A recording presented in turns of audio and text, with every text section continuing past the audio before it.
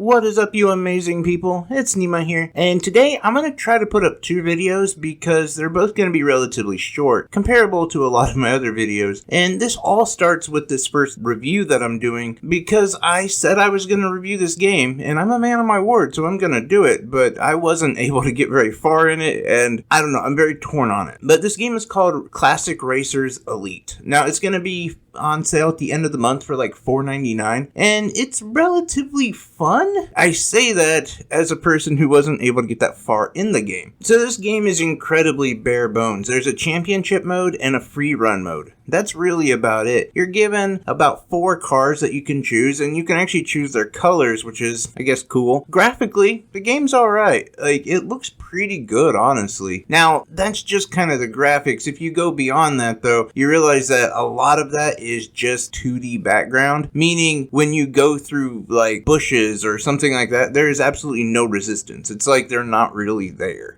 Like, there is no collision mechanics at all. It's basically like, hey, here's a picture of a bush, and if you crash into the picture, you're just gonna keep going like it wasn't even there to begin with. But aside from that, I would say, like, the car models and stuff like that look pretty good. And as far as a racing game, it is really torn between being an arcade racer and a simulation racer. And I think that's what makes this game kind of difficult for me to get into, because, for one, you don't have the precision of a simulation racer, but yet you also don't really have, like, the forgiveness of, like, an arcade racer, where you can kind of just go through stuff, or you don't have to brake at a perfect time. And this situation seems to kind of plague this game a little bit. You see, because you're timed and it's just you, there's no other racers, and you'll have like about a minute to get through a course. And as you're doing the first course, it's pretty easy, and it's it's doable, I should say. I wouldn't say it's easy. You definitely have to watch what you're doing, and I wouldn't say be precise, but you got to be pretty tight. Then the exact next course is just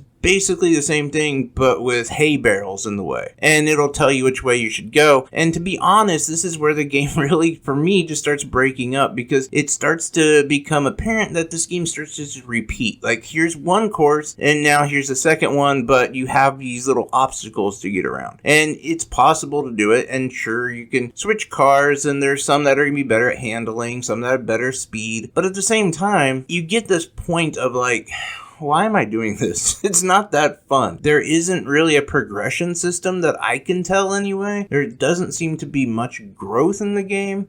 And I'm not gonna lie, like, I got into about the 3rd race, I believe, or the 3rd track, if you will, and that was about as far as I got. I just couldn't go any further. The game was too difficult for me, and I'm not a great simulation racer, so, some of that definitely falls on me. It's not exactly the game, and I really thought this game was more of an arcade racer, and more of a, like, almost like Top Gear, from, like, way back in the day, and ultimately, I just didn't see this game being as much of a simulation game as it is. And I honestly kind of lost interest and realized that this game just isn't for me, and this wasn't a game that, even if it was for me, I would be able to beat, because I'm just not that good at this type of racing games. So ultimately, for me, I would say, like, if you're a hardcore racer and you're looking for something that you can play or practice, like, while taking short trips or something like that, you might be interested in this, but I don't even know if that's the truth, honestly, because, like I said, I don't think it's a really great simulation racer, and it's definitely not a great arcade racer, so I think it could actually be more infuriating. But for me personally, I would have to give it like 3 out of 10. It gets a really low score for me, just because I just saw so much redundancy in the game. Like, it was just so repetitive, and there wasn't much options for growth, like I said before, and the controls were okay, but not great. I don't know, there's just no life to this game, honestly. And I hate saying that, because I do enjoy reviewing all types of games, and I don't like bashing any of them, but I also have to be honest. But that's just my thoughts on Classic Elite Racers, or Classic Racers Elite. That's it. It has a really weird name, too, by the way. Yeah, let me know what you guys' thoughts are. Do you like racing games? Is this something you would pick up for $5? I don't know, anything and everything down below in the comment section is so much appreciated. And by the way, if you could check out the other video that I'm going to release today,